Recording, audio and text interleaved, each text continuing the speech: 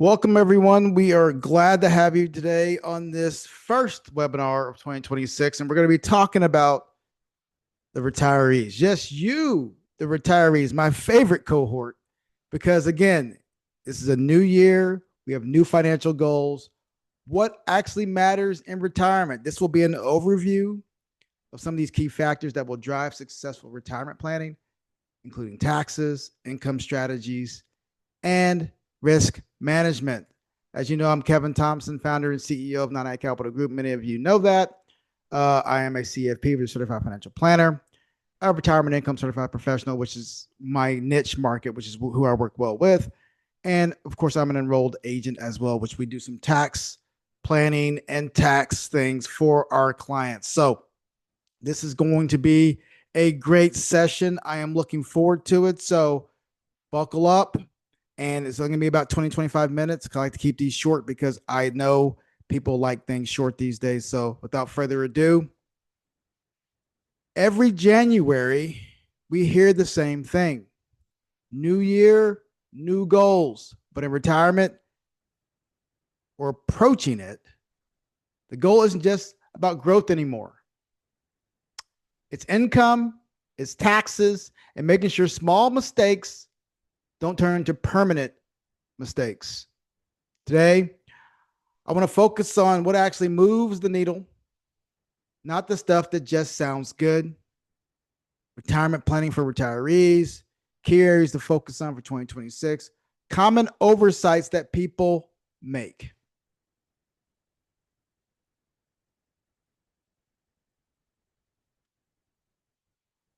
So let's talk about what we're going to cover. This won't be about picking stocks or guessing markets. You know, you probably get enough of me doing that with all the articles I'm in. But we're going to talk about structure, how your money's taxed, how income shows up, and how risk fits into this phase of life. Why most retirement goals miss the point.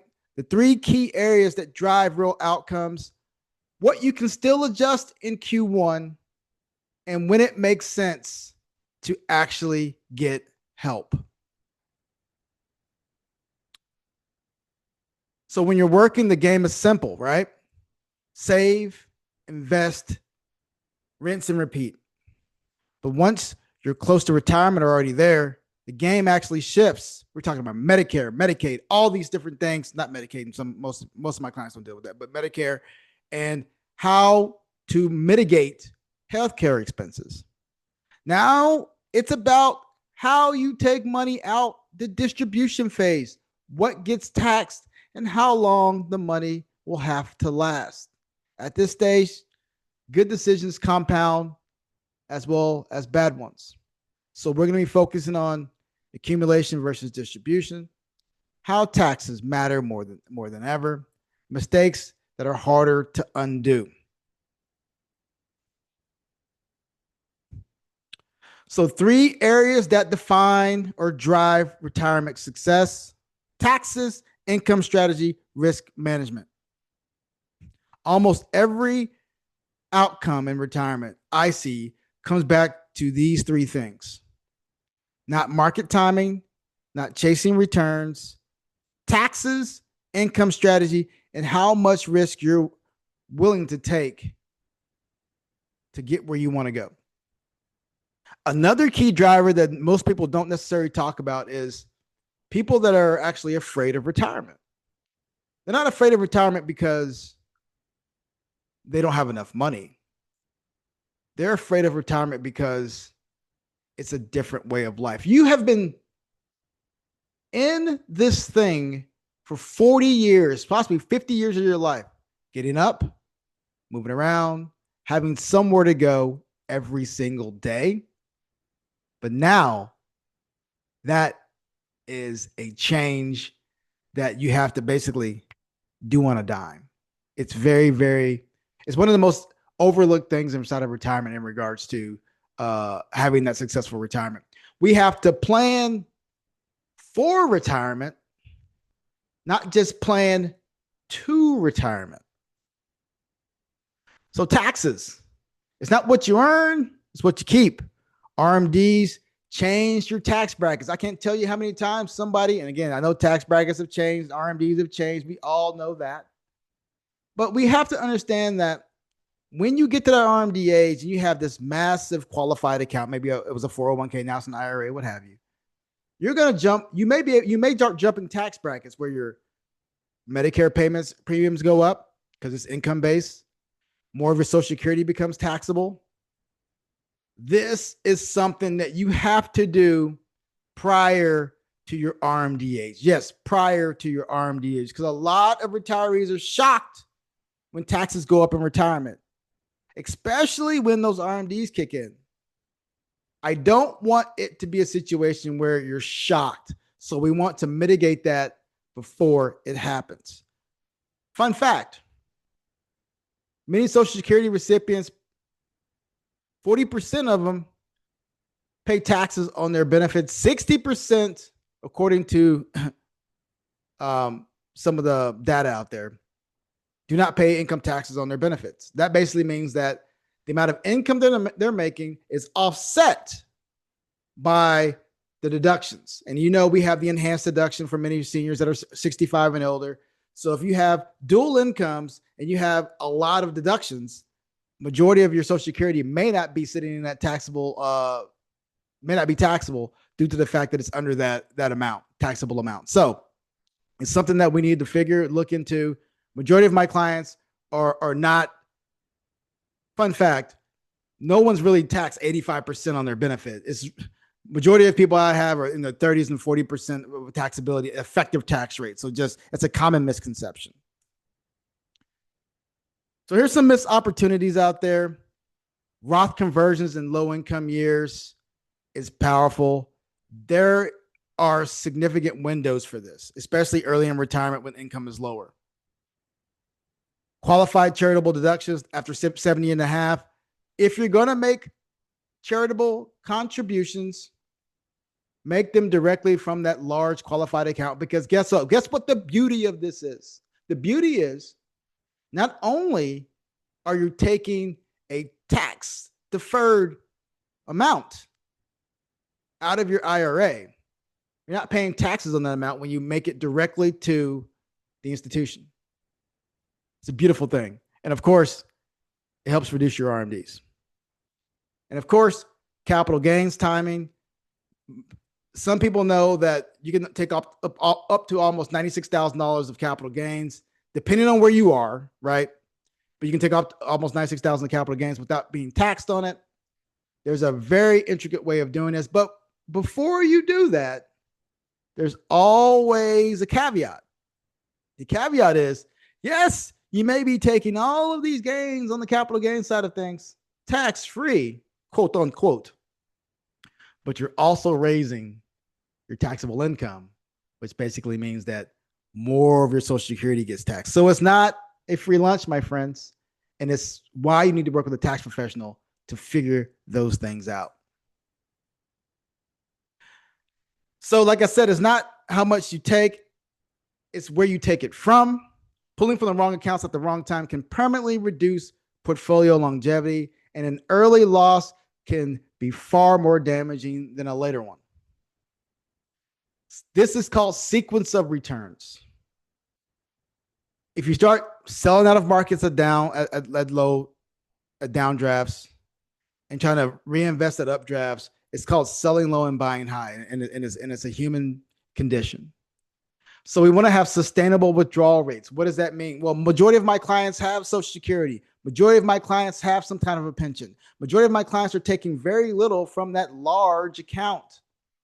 So what we do is we want to grow that asset, but we also want to grow it to where it's not a tax bogey in the future.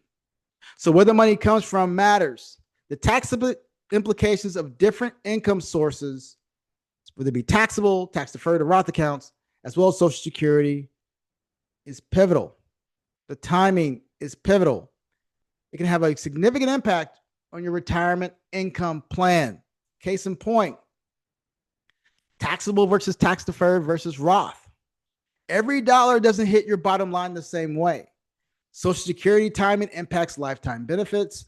Portfolio income has its own tax consequences. The goal is to create flexibility, not just cash flow.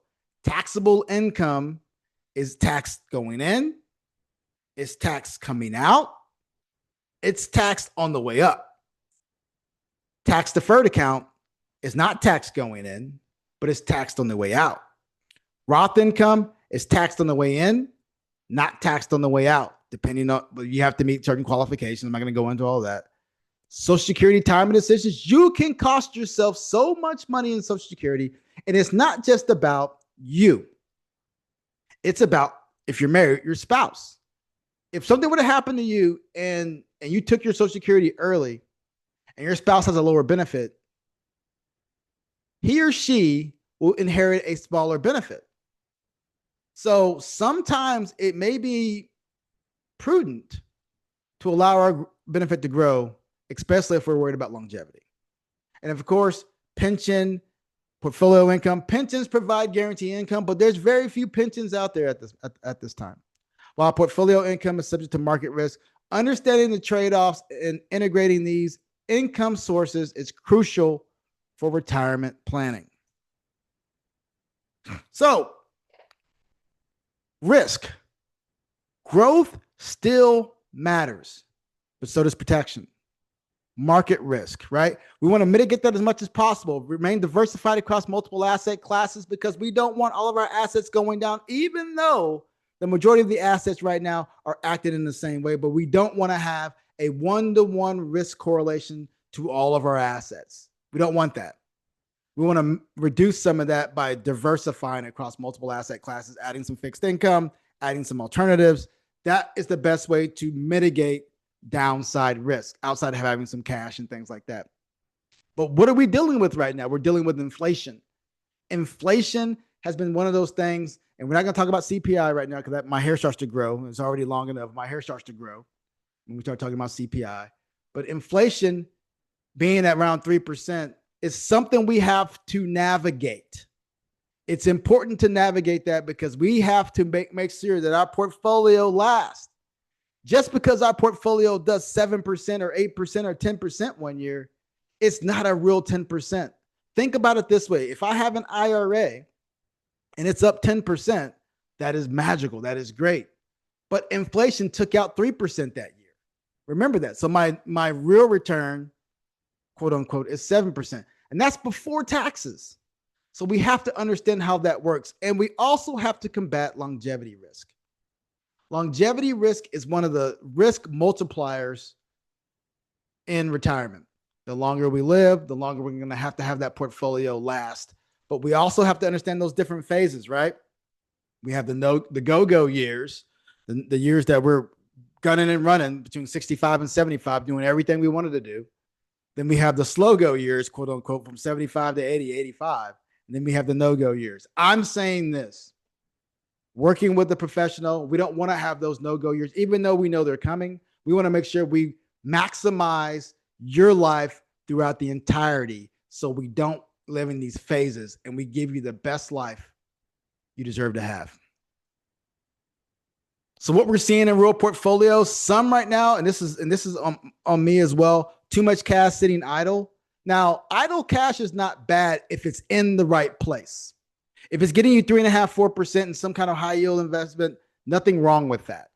But sitting around in assets that are getting you less than 1%, that is costing you money every single year, roughly 2%. But for many of my retirees, I think it's prudent to have a minimum of 1 year's worth of assets that you have access to in a nice controlled vehicle, like a money market. So in case something were to happen, the market takes a dip or what have you, you can just pull from that asset and live your life comfortably. Over concentration in single stocks. I've seen this time and time again, but it's not your fault. It's not your fault because, well, one, the majority of individuals that have gained a lot of success and a lot of wealth have always had an over concentration in stocks. They've owned, maybe they were an early Apple investor. They were early NVIDIA investor. They've had these over concentrations. But for a majority of us who are investing in assets, having an over concentration in a single investment could prove detrimental. So we want to have diversification across multiple asset classes, which basically gets us a smooth glide path type of return. And if you don't have a plan for down markets, which again, the plan for down markets is to have what? Cash on the sidelines. We want to make sure we have that plan and it's well organized.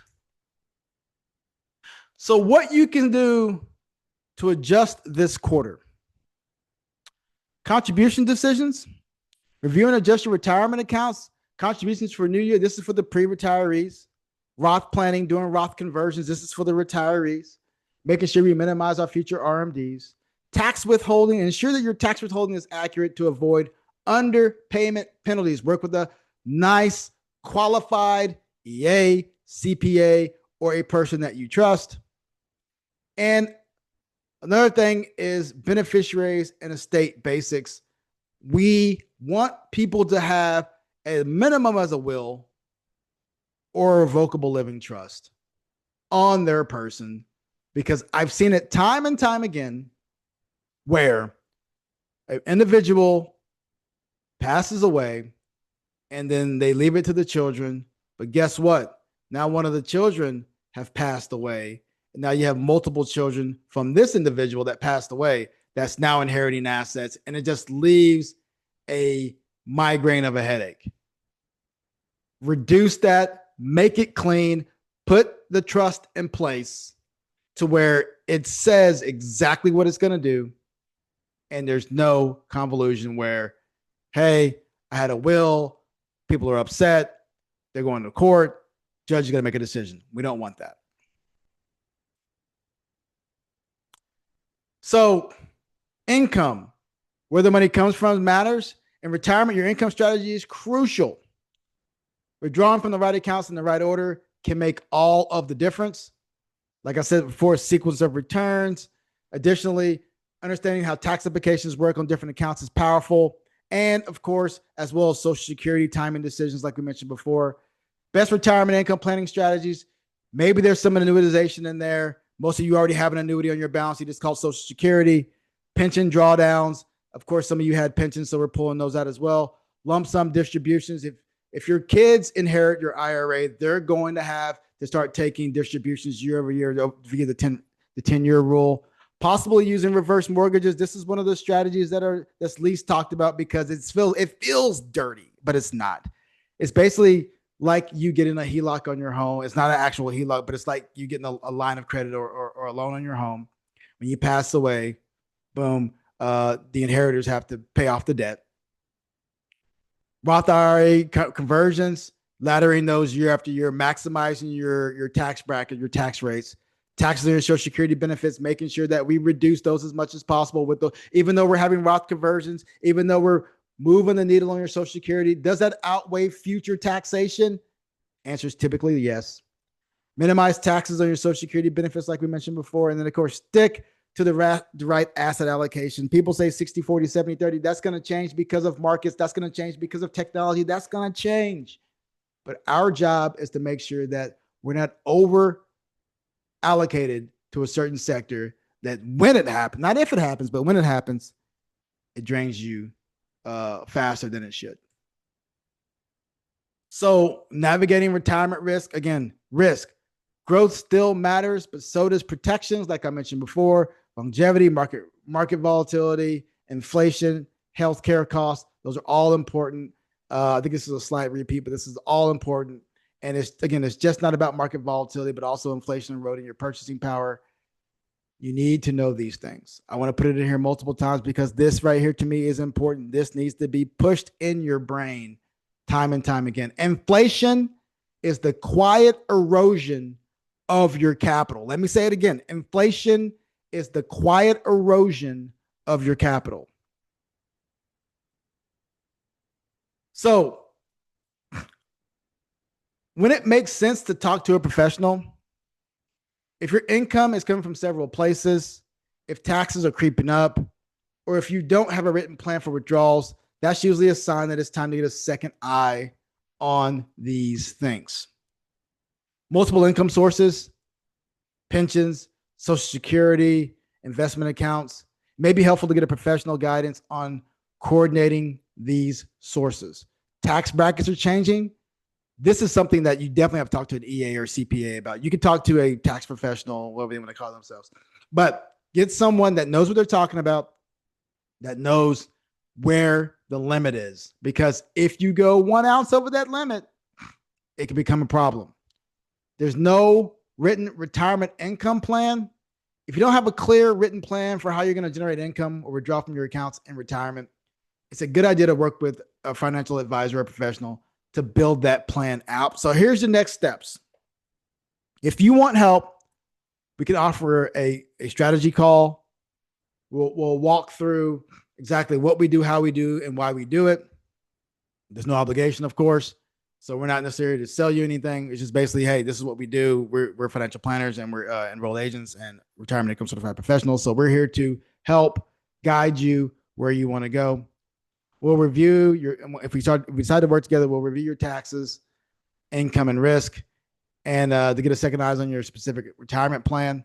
What I found is some individuals out there, again, they work linearly. What I mean by that is they'll have a linear return. You're going to get 7% year after year after year. No, life is not a linear methodology. It doesn't work that way. So if you're thinking about your own situation, let's book a call, let's have a conversation, and we'll help you out as much as we possibly can. So in summary, the keys to retirement success are not just about saving more, but optimizing your taxes, income strategy, and risk management. By focusing on these 3 critical areas, you can set yourself up for a more secure and prosperous retirement, avoiding common mistakes and taking advantage of opportunities that most people overlook. If you have any questions, feel free to reach out to us. You can reach us at any of the social media channels at MLB2CFP or at 9iCap. You can also reach out to us on our website, www.9icapitalgroup.com. Please reach out if you have any questions. Until next time, stay humble, stay safe, my friends. I'll see you again soon.